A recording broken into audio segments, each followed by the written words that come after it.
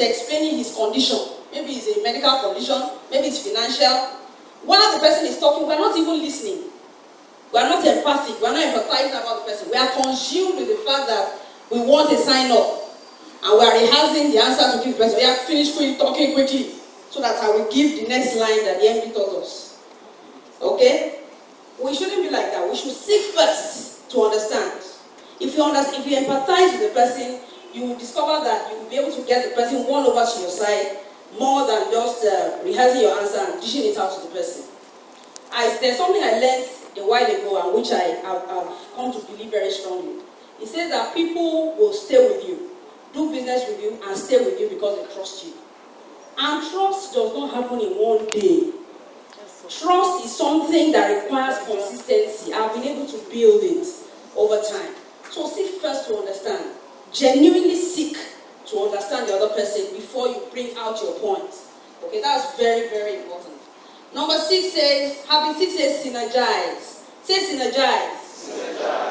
Synergize. Synergize. Synergize talks about working together as a team. And the advantages of working together as a team first has to do with gaining collective wisdom. Somebody say collective wisdom. There's power in synergy. There's a lot of tremendous power in synergy. Working together, just assume that the MD decides that this rally is going to take all the topics. And he can do it. Do you know that?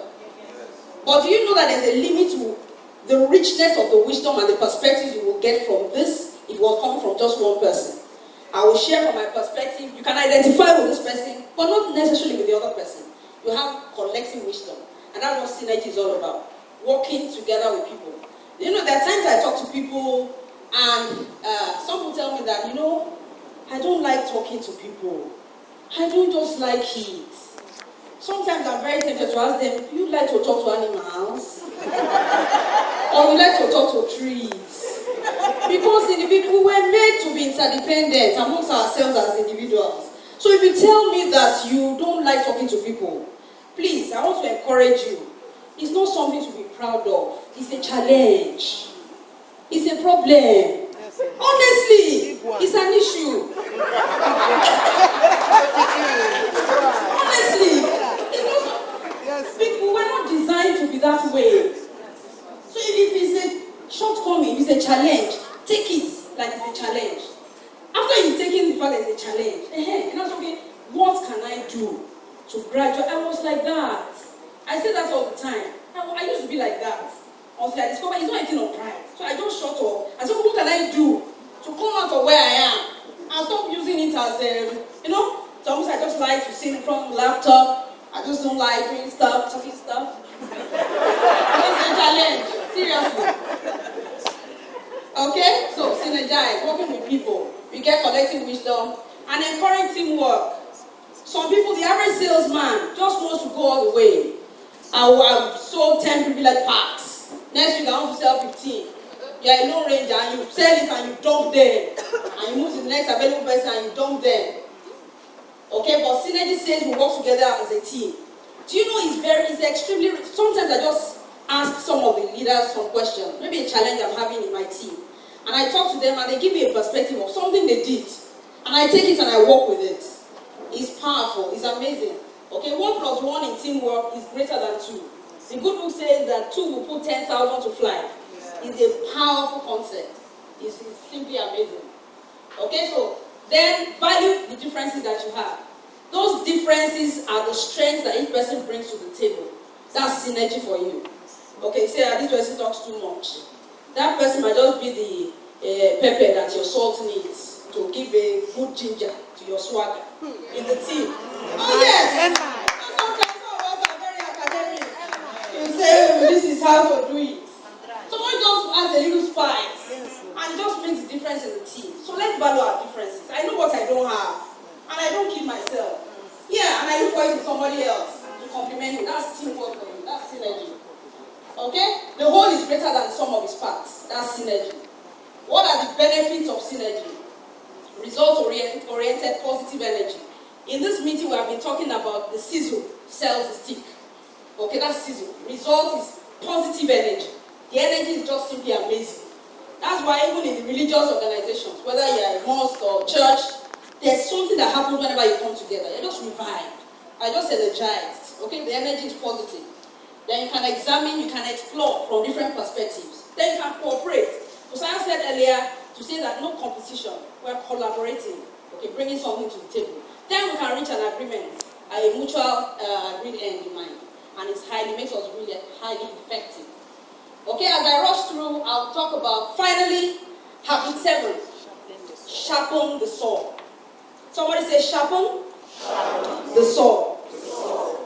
The good book which I live my life by says that if the axe is dull, then a lot of strength is needed.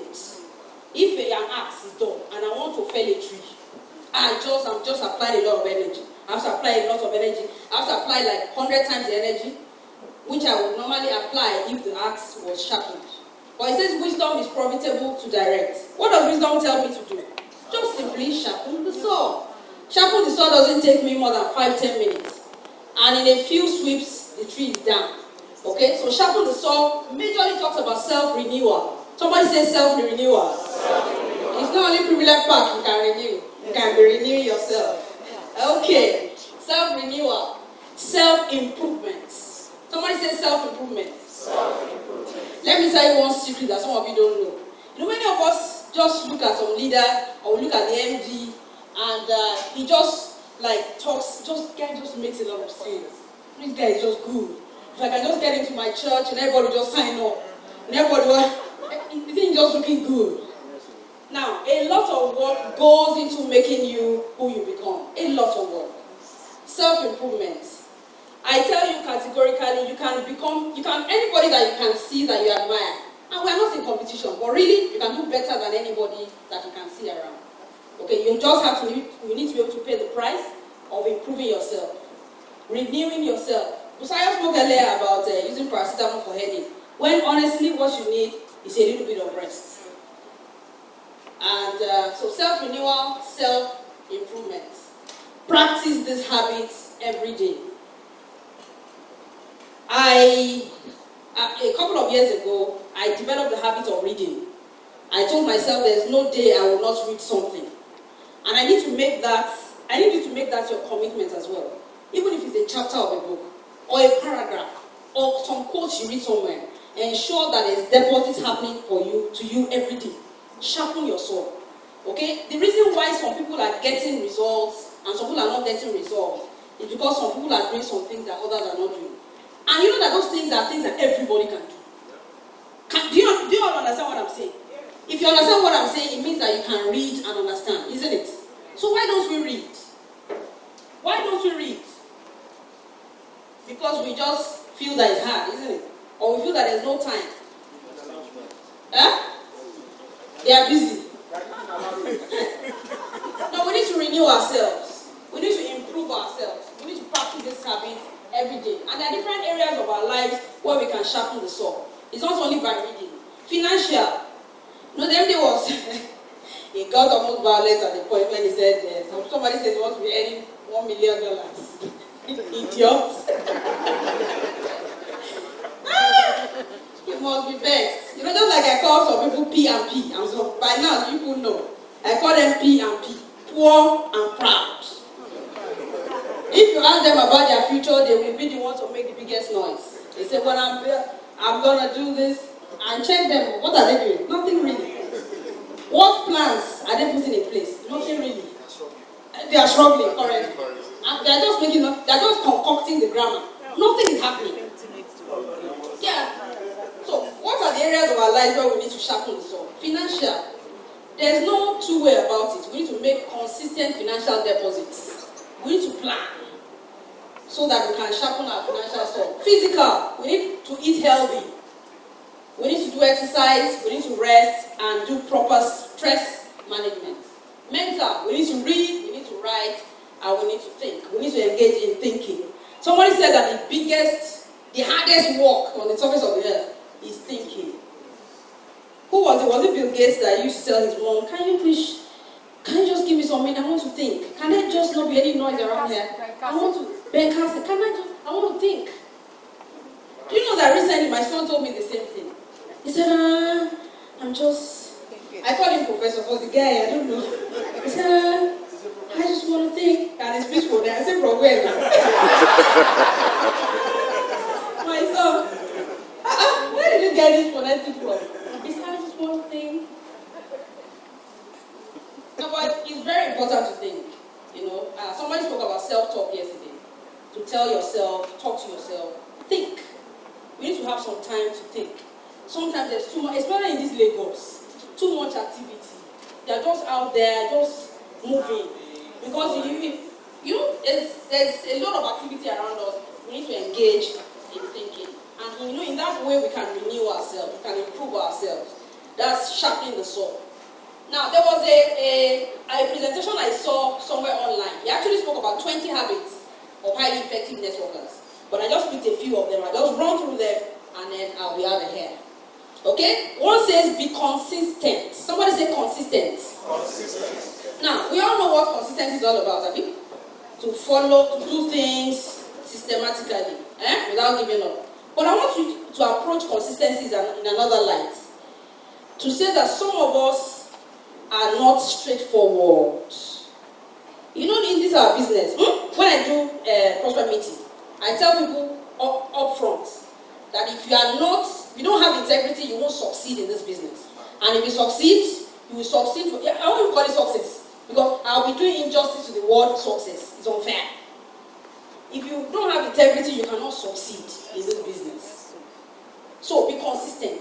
Let what you say today be in alignment with what you say tomorrow. Let your team members be able to vouch for you that you are consistent.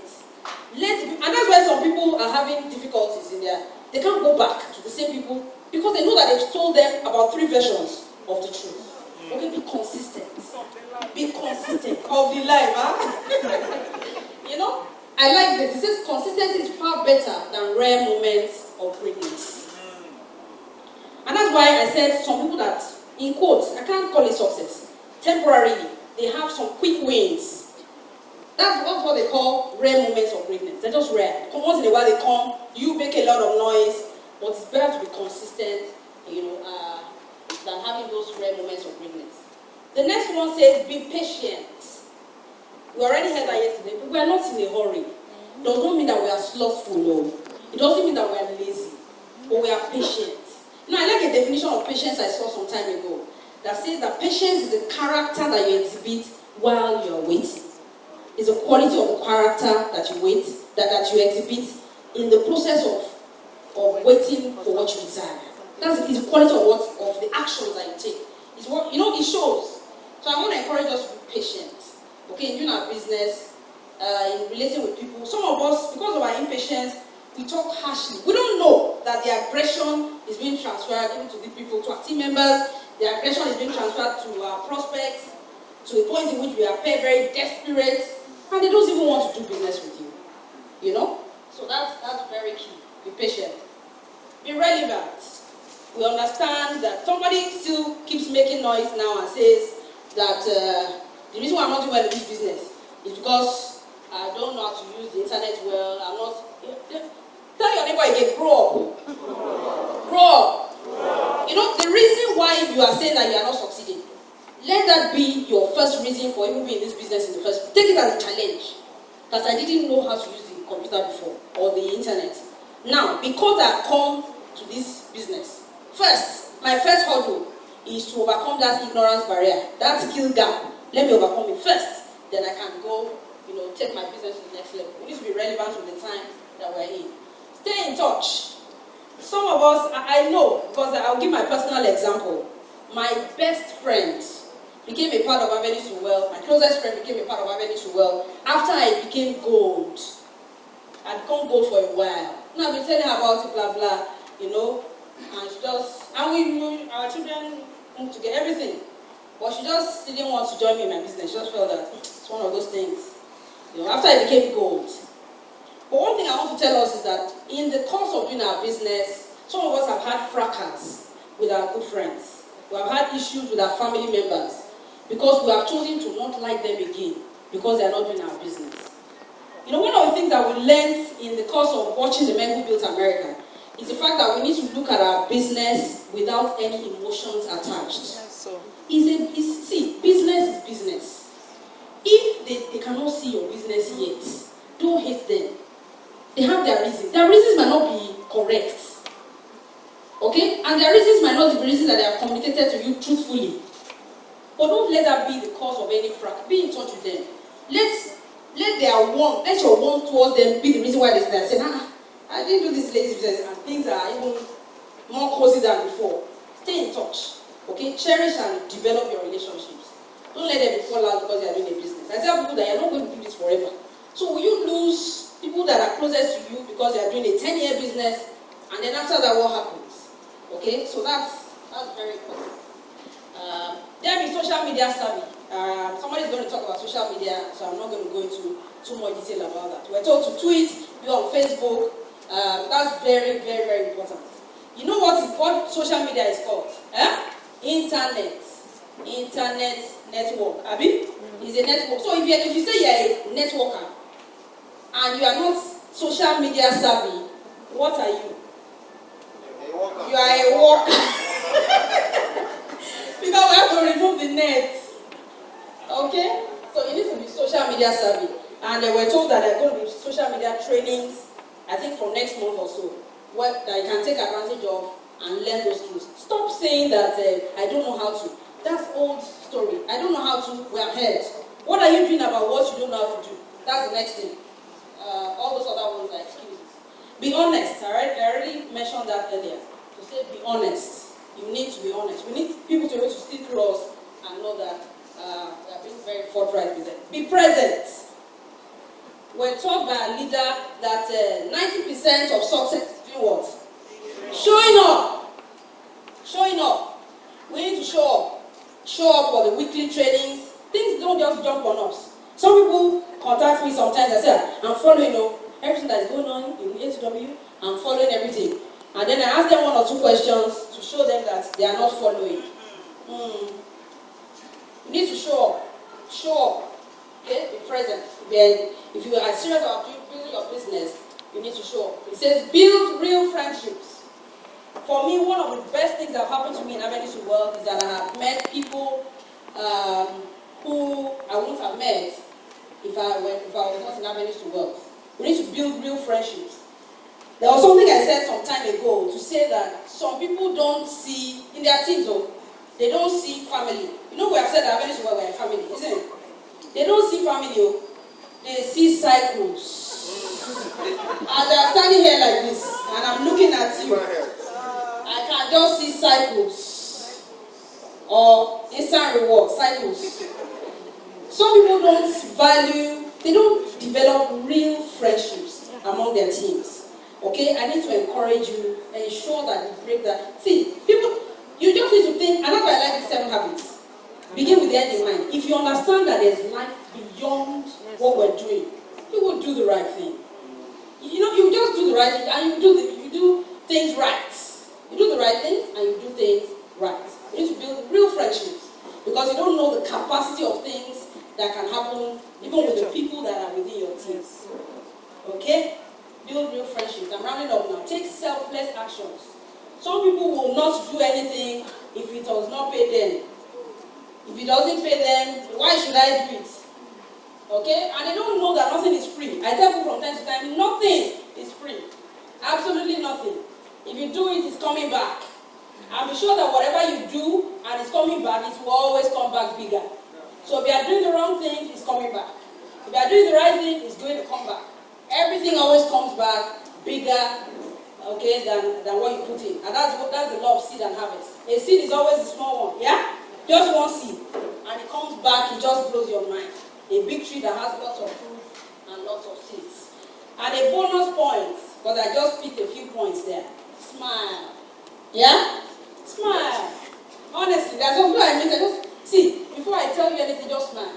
There was someone I told, I said, anytime I see you and you're not smiling, I'll give you a knock. Honestly. Really, because it doesn't cost you much. When you smile, your whole face just lit up. And if you say you are in a networking business, that means you're in a people business. You need to be humane. There has to be first an atmosphere around you that just attracts people to you. So this bonus point says smile.